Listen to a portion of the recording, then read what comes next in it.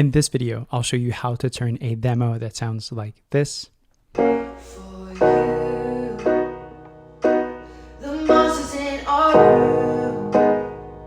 into a folk pop anthem inspired by artists like Taylor Swift, Noah Kahan, and Mumford and Sons, so that it sounds like this. For you.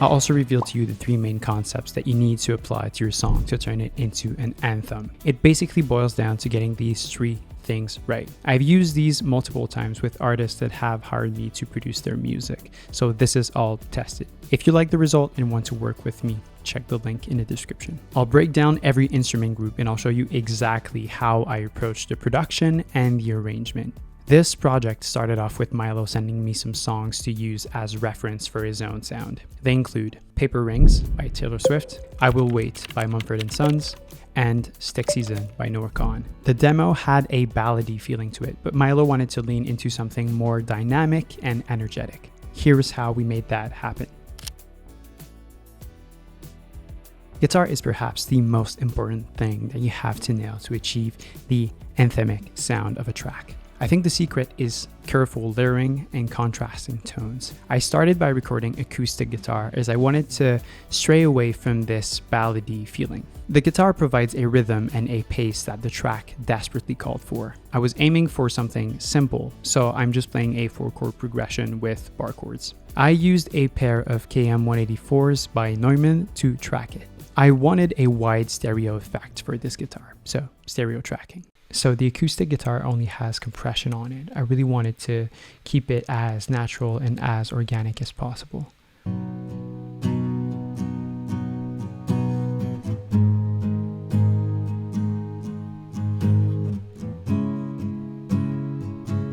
Then I added electric guitars for more energy. In this song, the electric guitars start off clean and then bring in a more overdriven sound later on. You'll notice what I mean if I play the transition from verse 1 to the first chorus.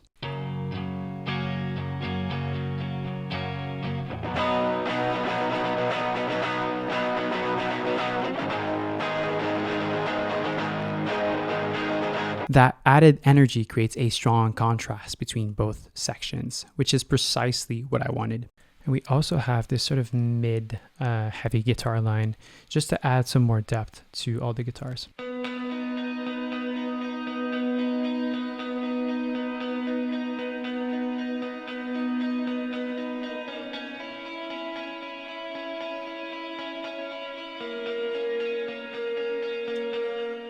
So this has delay on it, really like Echo Boy, and then it has some hybrid reverb, some EQ. Super simple, but it really does add movement to the mid-range, which I really like. To get that bigger guitar sound, I always like to pan my guitars hard left and hard right. You do have to record carefully to make sure that the strums line up properly, but when you do it right, you get a full sound that can bring the energy up a notch. To me, this is exactly the anthemic wall of sound sort of thing that always happens in folk pop. We have multiple layers of chords going on at the same time. I also wanted to add a counter melody that was higher than the vocals to give more depth to the chorus and to support the vocals. This higher lead sounds like this. Notice how there's a lot more space happening here.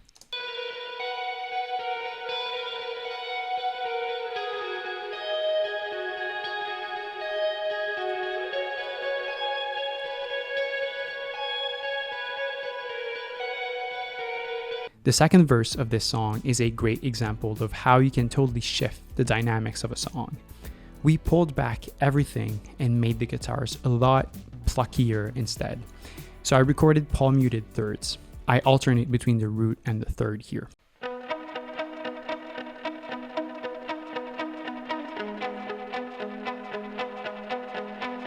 This guitar really opens up the chorus. It adds a lot of depth, which I really wanted to have here. Again, I panned them hard left and hard right for width. And this sort of a folky, bluesy country lead line that added so much. I always like to bring in something new during the second verse because I want to shift things around.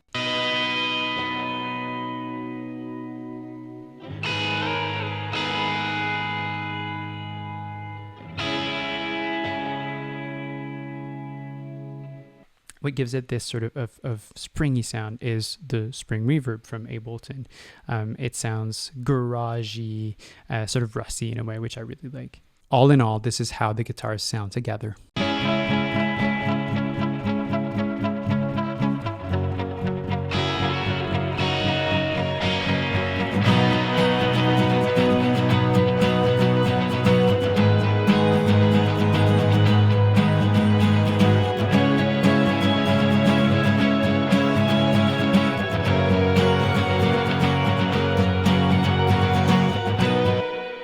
Now that you know how to write guitars for a folk pop sound, we need to think about drums.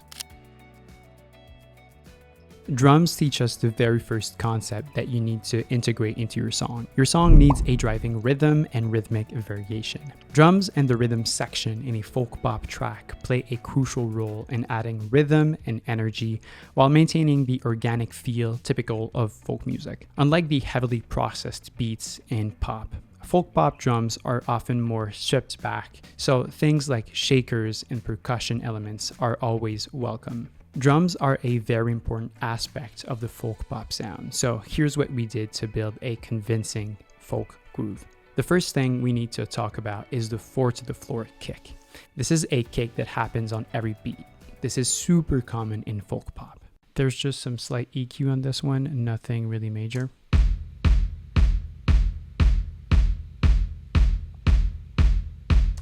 Choosing the right sound for this is crucial. Then, during the first verse, instead of snares, we have percussion elements like tambourine hitting on the third beat. It's basically tambourine one-shots that I imported into the session. I need to let you in on a little secret if you use Ableton. Go download Palmas. It's a free Max for Live device that sounds stunning for claps. It sounds super natural. And now with percussion.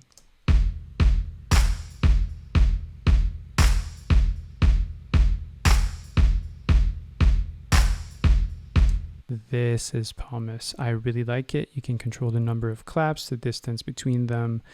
Timing wise, it sounds awesome. Lastly, I added toms to fill in some silence and add more variation. I went for dead sounding drums here to give it that modern indie country sound. Here are the toms. But I'm sure larger sounding toms could work great here. Then the chorus kicks in. This is where we introduce a lot more layers. The snare comes in to add that extra punch and surprise that this chorus needs. The snares are layered so they create a big impact. In total, we have about 5 layers of snares and percussion layers that contribute to this big release of energy. These are the different layers that we have for snares. There's a lot going on, but there's this really verby snare, just drowned in reverb, some EQ to shape it.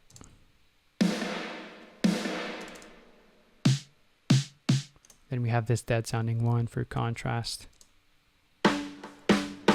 Rim shots just for a different tone. And then all together you get something that sounds like this. Now I have to tell you about this secret I use to make any groove feel cohesive and whole. It's shakers. For this chorus, I used my trusty Sesame Seeds shaker, but also Shimmer Shake Strike, which is an insane percussion library that I absolutely adore. I also use the Crow Hill Company's concussion drums. They sound heavy and huge, which was great for this song. Concussion drums looks like this, and here's what it sounds like on its own.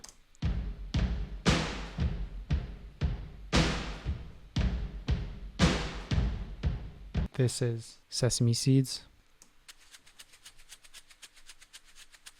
This is Shimmer Shake Strike. This is where you can edit the grooves.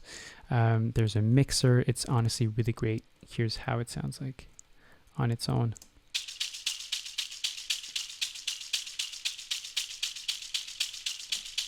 Barely any processing needed, just sounds really good. In the second verse, I wanted roomier sounding drums, and these timpanis were great. Before going over to the next section, I want to tell you that if you're passionate about music and you want to release music that you're 110% proud of, I would love to work with you. I make sure to provide a safe, fun, and creative space where we can turn your demos into awesome sounding songs. If that sounds like something you'd be interested in, check the link in the description. Now that you have a better understanding of how to write drums for folk pop, let's move on to synths and keys. This brings me to the second concept that you need to consider. Your song needs a strong emphasis on ambience and overall contrast. If the guitars are rhythmic and sharp, bring in softer, more laid-back elements like synths and keys. In this song, I use a bunch of return tracks with delays and reverbs, which I'll get to in a little bit. The synths here provide a lush background that acts as a harmonic bed for everything else. They play really simple chords, but they make a big difference. So this main synth resembles an organ and it just gives depth to everything else.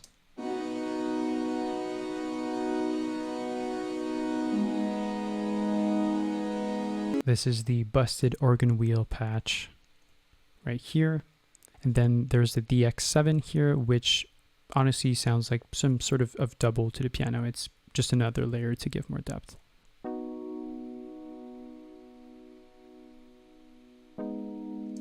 And just for this little surprise, we have this Jupiter 8 playing some chords for the final chorus.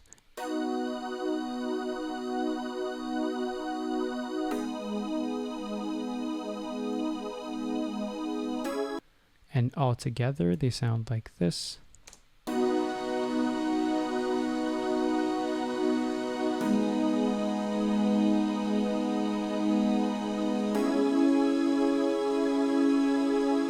And then for piano, we have this Alicia Keys piano patch that I really like.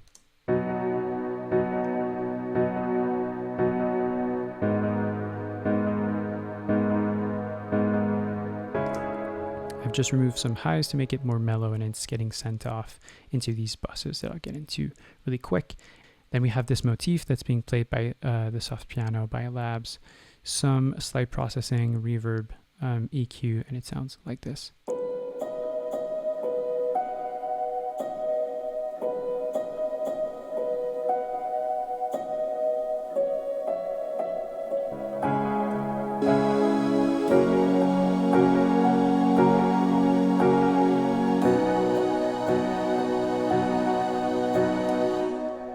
I send the synths and guitars into these buses for a more cohesive sense of space. If you apply different effects for each instrument, it might not sound as glued together as it would with return tracks. Now, I want you to listen to these return tracks.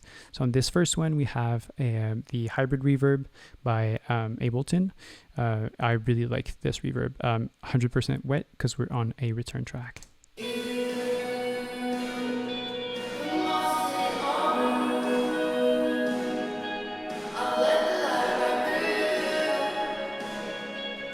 So some synths, guitars, vocals, some drums even. I removed a lot of the lows. I just wanted that sort of shine added to it. A little trick that makes a big difference is the filter section on the Soundtoys Echo Boy. You can select different styles of filters and they all have something cool to them. I mostly used reverbs and delays here as I wanted to make this song sound big and huge. Especially when we get to the bridge, the vocals truly open up and bring in a nostalgic touch, which I'm always a fan of. Then we have Echo Boy and the Galaxy Tape Echo from UAD right here. They work well together and I remove some of the lows as well here.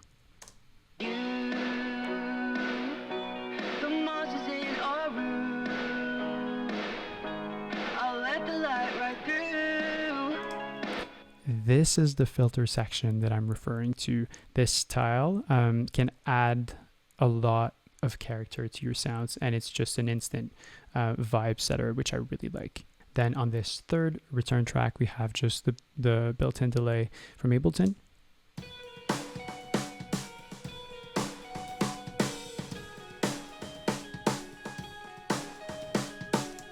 just basically creating ghost notes for the groove and giving some more depth. And then we have this beautiful delay reverb combination.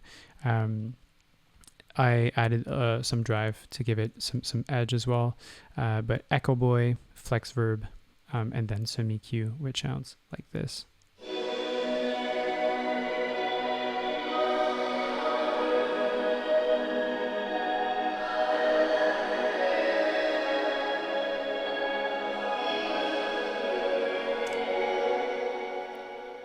So this one is super lush. I could listen to this for hours. So this is what's giving the chorus this sort of bigger feel and this ambience. So please use return tracks. They're awesome. I shouldn't tell you this, but these tracks are actually Milo's demo vocal. They were chopped and ran through a bunch of effects to make these cool pads. They make everything feel sort of suspended during the bridge.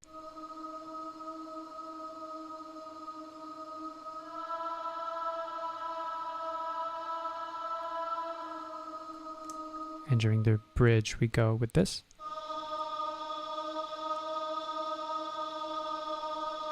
Then a second one comes in.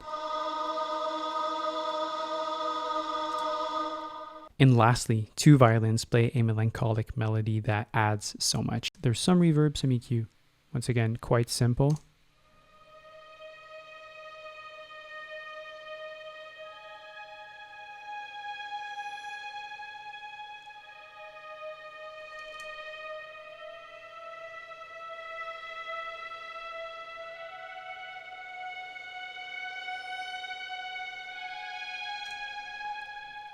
Here's how that all sounds in context of the bridge.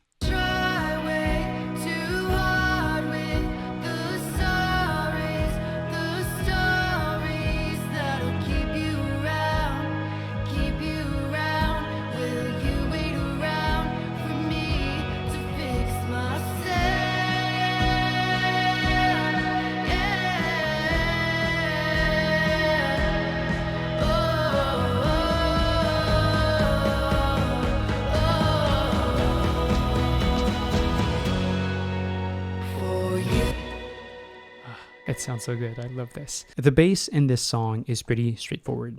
This was tracked directly in my interface and I added the MPEG SVT-M plugin. I mostly play whole notes and eighth notes, so the groove is super simple, but I really wanted to lock in with the drums. You don't have to reinvent the wheel with this, honestly. If it works, it works. I have quite a lot of processing here, but I'm using the MPEG SVT plugin. Some vintage tape by Ozone. This is really fun to play around with drums and bass. Some compression by this X-Comp by SSL. Super cool to even things out. Some EQ, and then Devil Lock for some grit, and it's also sidechained to the kick. Here's how the bass sounds like.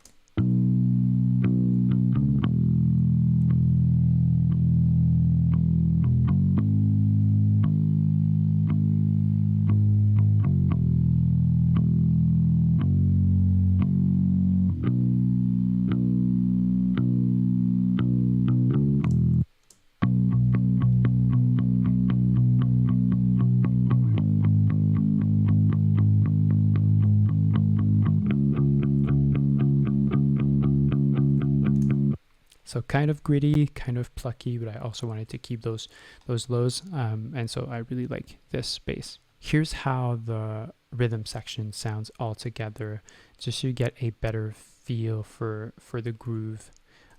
So I'll be playing back the guitars, bass, and drums.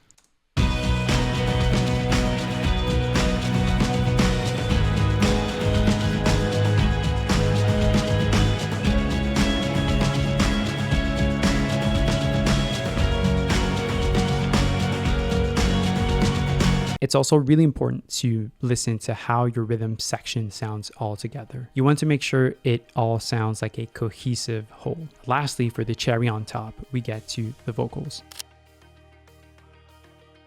This is where I made sure that we integrated this third and last concept. Your song needs an intentional vocal arrangement. When I say intentional, I mean doubles and harmonies that were carefully placed within the arrangement. This attention to detail will make everything pop when you want it to. So this is how the lead sounds like. Sharp as a knife, I think that you're flattered. I give you attention, that's all that should matter. One day you'll move on, I'll dance.